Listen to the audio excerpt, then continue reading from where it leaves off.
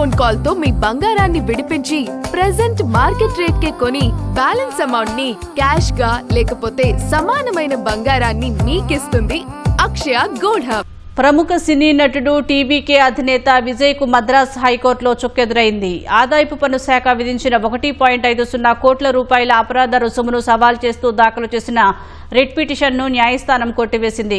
2015-16 ఆర్థిక సంవత్సరానికి సంబంధించి విజయ్ తన అదనపు ఆదాయాన్ని వెల్లడించలేదని ఆదాయపు పన్ను శాఖ గుర్తించింది. దీనికి సంబంధించి ఐటీ శాఖ ఆయనకు 1.50 కోట్ల రూపాయల జరిమానా విధించింది. దీనిపై 2022లో విజయ్ మద్రాస్ హైకోర్టును ఆశ్రయించారు. గత నెలలో తీర్పును రిజర్వ్ చేసిన హైకోర్టు ఇప్పుడు పిటిషన్ను కొట్టివేస్తూ తీర్పునిచ్చింది. విజయ్ ఇటీవల రాజకీయాల్లోకి ప్రవేశించి తన పార్టీ కార్యకలాపాల్లో బిజీగా ఉన్న తరుణంలో ఈ తీర్పు ప్రాధాన్యత సంతరించుకుంది. మరోవైపు హైకోర్టు తీర్పుపై స్పందించిన టీవీకే పార్టీ వర్గాలు తన ఆదాయాన్ని విజయ్ వెల్లడించారని అందుకు సంబంధించిన పన్నును కూడా చెల్లించినట్లు పేర్కొన్నాయి.